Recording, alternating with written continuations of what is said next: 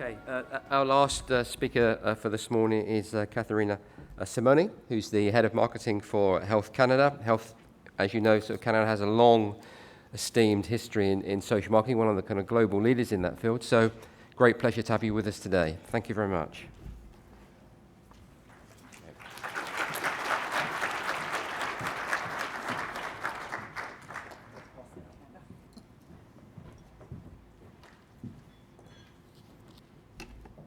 Good morning, everyone. So Health Canada's social marketing team has led a long legacy of raising awareness and knowledge of specific health issues and motivating Canadians to adopt healthier behaviors. Here's a little snapshot of the last 40 years.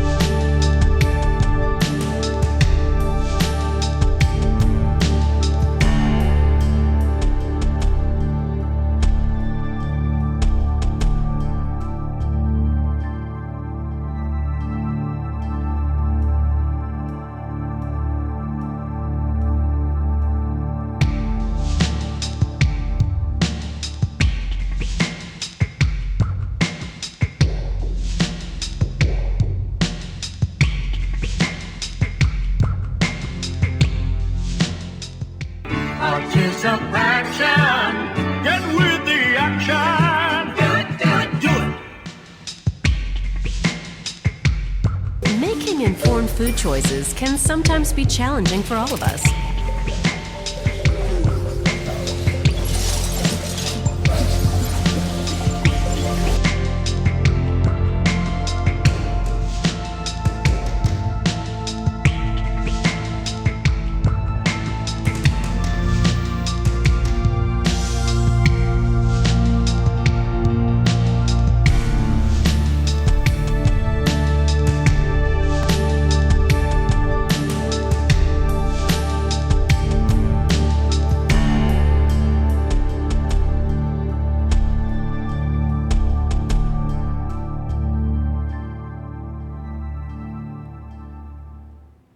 So I saw a few smiles in the room. I know that some of those ads probably bring back more memories to some of us than others, but I have to certainly admit it took me down a little bit of a trip down memory lane.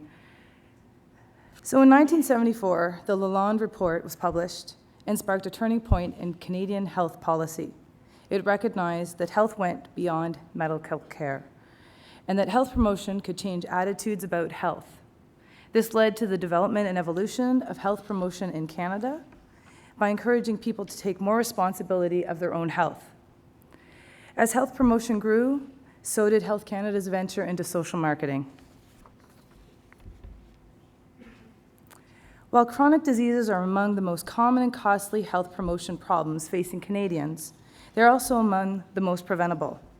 Each year, more than 2/3 of deaths result from 4 groups of chronic diseases. Approximately 2.4 million Canadians live with diabetes. Heart disease and stroke affect 1.7 million Canadians. More than 1 in 3 Canadians will develop cancer. And each day, more than 100 Canadians die of smoking-related illnesses. Why is social marketing important to Health Canada? 3 common factors play a role in developing prevention for chronic disease: physical activity, healthy eating, and living smoke-free. Social marketing has played and continues to play an integral part of Health Canada's commitment to meeting the health challenges of Canadians. Health Canada's goal is for Canada to be among the countries with the healthiest people in the world.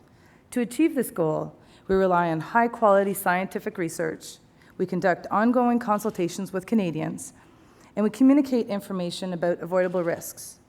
We also encourage Canadians to take an active role in their own health. We believe that prevention and health promotion can improve Canadians' quality of life.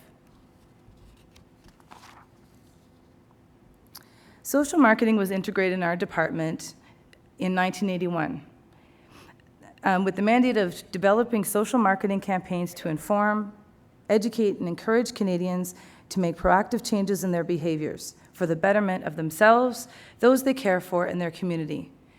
This mandate holds true today. The marketing team focuses on communication component of social marketing in working very closely with our policy programs as well as our program groups to deliver a real integrated approach.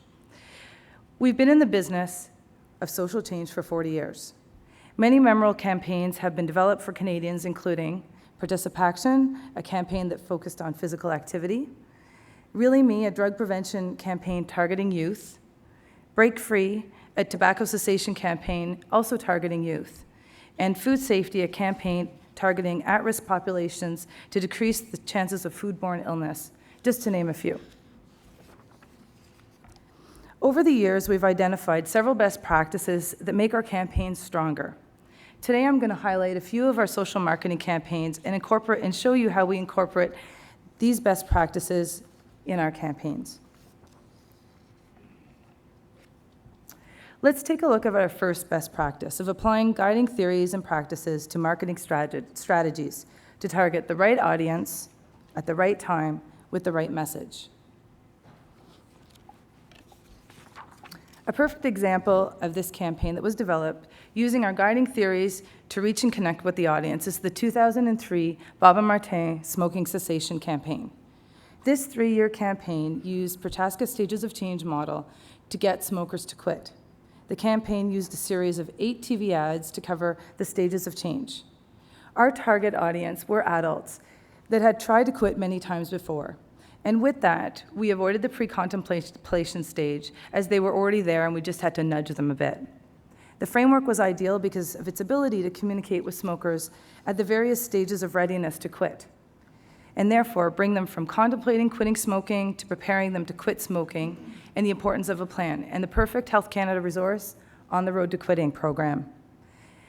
Also bringing them from action to maintenance as well as relapse for when they have a blip in the road, so to speak. Using the stages of change model, the TV ads helped smokers better understand the quitting process. It gave them hope and the importance of getting help. It opened their eyes to the fact that they could quit smoking one step at a time, which made it more doable in their eyes. The results of the campaign, the objectives of the campaign were to increase the number of ex-smokers by 2%. And this is tracked through the Canadian Tobacco Use Monitoring Survey, also known as CTMS. From 2002 to 2004, there was a 3.1% increase in the rate of former smokers. Now, while we can't attribute all the results to the social marketing campaign alone, as there were many factors at play, uptake of campaign resources were very impressive. Now, keep in mind, this was 10 years ago, and the internet was not as widely consumed as it is today. But the campaign drove close to 240,000 visitors to the website. Over 180,000 booklets of the On the Road to Quitting resource were ordered, and over 33,000 smokers registered for daily e-quit attempts.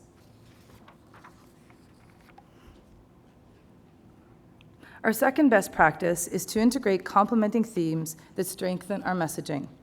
We recognize that combining complementary messaging, but not exclusively connecting issues to deepen the impact, and that cross-promoting messages provides better reach. One Health Canada campaign to use a holistic, integrated messaging approach was the Eat Well, Be Active, Have Fun diabetes campaign that launched in 2002. The campaign targeted Canadian families with an emphasis on women. A complementary campaign focused on Aboriginal families and communities with the message of eat right, be active, have fun. You can prevent type 2 diabetes. Both campaigns raised awareness of that type 2 diabetes can be preventable, however, tying in the complementing message of eating well as being active. Another example of strong multi-theme, multi-departmental campaign is the Children's Health and Safety campaign that launched in 2010. Messages cover multiple themes across government departments and used various media such as TV, Facebook, and web banners. I mentioned cross-promoting earlier. This campaign is a great example of bringing together several key issues such as transportation, food, consumer products, and health and safety issues. The campaign targets parents with children 0 to 12, parents with children 0 to 12, and has the objective of increasing the awareness of health and safety issues. We also want to view healthycanadians.gc.ca as a one-stop shop for information and also to increase the number of parents taking simple actions. Post this campaign, one of the results includes 15% more parents checking the installation of their car seats properly. Moving to our third best practice, we'll look at how strategic partnerships extend the reach and improve effectiveness of our campaigns. Health Canada has a long history of partnerships with other levels of government, stakeholders, the private sector, and media. We look for organizations that are willing to commit to our campaigns long-term and also demonstrate the support for the program and campaign goals. We develop partnerships to extend the reach of our messages, as partners have existing channels that can be leveraged, such as their websites, TV, social media, and magazines. We also develop them to add relevance and credibility to our messages. And finally, to create initiatives that meet shared public health goals. A great example of a partnership was the Sudden Infant Death Syndrome, or known to us as SIDS, Back to Sleep campaign in 1999. The campaign objective was to increase the awareness, provide information on risks associated with SIDS, and reduce the risk of SIDS in Canada by 10%. The campaign targeted new moms, mothers-to-be, partners, as well as caregivers. We partnered with Procter & Gamble to incorporate a message onto Pampers diapers on the waistband of their smallest sizes. Educational materials were distributed to new moms through Canadian hospitals and through public health officers. We also reached health professionals through their different associations. The campaign was complemented with TV and print public service announcements, as well as it included on the advertising for Pampers' own campaigns. Now, at that time in Canada, the rate of SIDS was declining, but between 1999 and 2004, Canada observed a 50% decrease in the rate of SIDS. This decline may be attributable in part to the changes in parent behavior, such as placing infants on their back to sleep. The results of the campaign itself were strong. Awareness that back-to-sleep sleeping positions reduce the risk of SIDS increased by 22% in 2 years. Advice from health professionals changed also in 2001, with 67% advising back-to-sleep positions, which was up 46% in 2 years. A great example of a current multi-year collaboration is the Nutritional Facts Education campaign that launched in 2010. Health Canada, in collaboration with the Food and Consumer Products of Canada, known to us as FCPC, and its 34 participating members, including Kraft, Kellogg's, and General Mills, just to name a few, with the objective of raising the awareness about the proper use of % daily value on nutritional facts tables located on packaged foods. Health Canada provided the creative and as well as messaging of the materials, while FCPC provided in-kind contributions, including, this is a big number, so I have to get it right, messaging on over 720 million food packages, with reaching the audience during the buying, while they're making the buying decision. The in-kind contribution also included TV ads, print, and web advertising. Messages were also communicated through their existing channels, such as their corporate websites, their magazines, their Facebook pages, just to name a few. Results: 54% of Canadians who recall the campaign, nearly half of them report having changed their shopping behavior and comparing packages in the grocery store.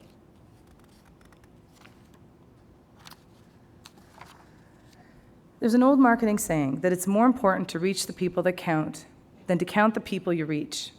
At Health Canada, we use varied research techniques to identify our target audiences and develop effective social marketing campaigns. Our campaigns can include exploratory research, baseline surveys, focus groups, return to samples, as well as tracking studies.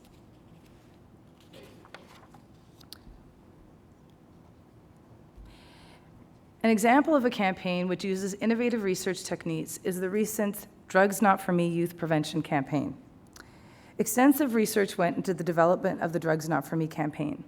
To understand Canadian youth, significant psychographic research was conducted into understanding their awareness, attitudes, beliefs, and knowledges and behaviors. Youth were asked a series of questions about school, families and friends, perceived level of danger of selected activities, so risk behaviors, as well as their usage of marijuana and other drugs. Youth were then segmented into 3 target audiences, one being the straight and narrow, where they have strong anti-drug beliefs, other being the experienced, where they have experience with drugs and positive attitudes towards drugs, and contemplators who may have some drug experience, but generally are sitting on the fence and they're undecided. Our research findings indicated that 40% of youth in Canada fit within the contemplators area, and that made them our target audience. With these findings, messages, and approaches, including how we conducted our research, were tailored to youth contemplators to effectively reach them. Another innovative research technique we used with this target audience were focus groups using perception analyzers. What we did was we focus tested 10 TV campaigns from other jurisdictions, including the US and Australia, to find out how our Canadian youth reacted to these ads. Understanding, the types of messages, the visuals, what were the auditory cues, was it music that drove them, and what they related to. Some of our key findings were that they wanted us to show serious but realistic consequences of drug use, messages about progression, escalation, addiction. They really wanted to follow one actor and show how the effects of drugs affected that one individual. They liked the idea of the fast-paced montage type of ads, as well as music really appealed to them.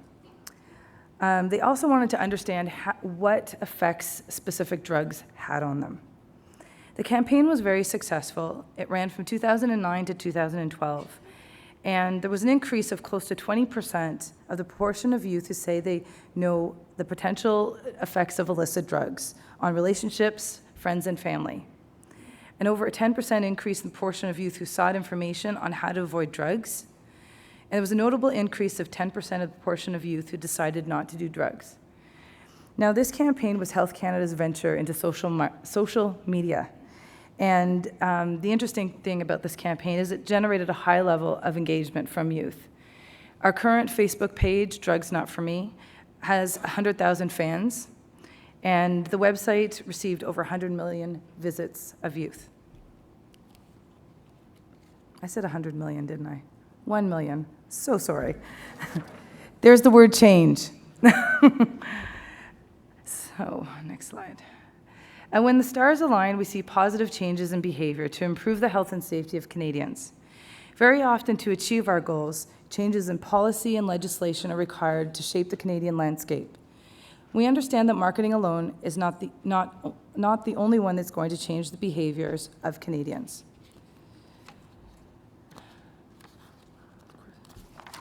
The Secondhand Smoke 2002 workplace campaign emerged as one of Health Canada's most profiled tobacco-related initiatives. The campaign featured Heather Crow, who worked as a waitress for 40 years. Heather never smoked, but she worked in smoke-filled restaurants and was dying from lung cancer. On the eve of the campaign launch, Heather won her case with the Ontario Workplace Safety Insurance Board and made news broadcasts nationwide. The campaign became a phenomenon in Canada. Heather became a well-known spokesperson on secondhand smoke, as well as an advocate for smoke-free bylaws and helping Canada go smoke-free. I remember Heather telling me she wanted to put a face on tobacco. Campaign tactics included TV, print, cinema, and out-of-home ads. Prior to the campaign in 2002, the level of support for smoke-free environments for employees was 72%. Post-campaign in 2004, it rose to 93%. However, attribution for behavior change cannot simply be given to the effects of the marketing campaign alone. This is the perfect example of positive behavior change as a result of changes to policy and legislation, coupled with a strong campaign that touched many lives in Canada, as well as the US. An interesting fact, prior to the campaign, only about 5% of Canadians lived in places where workers were protected from secondhand smoke. By 2006, laws were in place to protect 80% of Canadians. By 2010, smoking in Canada was banned from indoor places and workplaces. Heather died of lung cancer on May 22, 2006, at the age of 61. I'd like to take a moment to share a personal story. I feel extremely fortunate to be working at social marketing at Health Canada for a variety of reasons. But one that really hit home leading up to this conference was a realization of many of the early campaigns made an impact on my life. Now, I'm only one individual standing up here in front of all you, but I've chosen to be smoke-free. I choose healthy foods for myself and my family. I take pride in going to the gym 4 times a week. I guess you could say I'm excited and passionate about the work and believe in the work that we do. I'd like to take this opportunity to thank the social marketers who laid the foundation for the work we do today, including Jim Mintz on leading the path for all of us at Health Canada. Health Canada uses lessons learned and techniques that have been refined over the years, and hopefully our campaigns make a strong impression on Canadians of today. So in 20 years from now, when Health Canada is presenting improving the health of Canadians for over 60 years, hopefully that social marketer presenting can share their personal memories and thoughts of the impact our current campaigns had on them as well.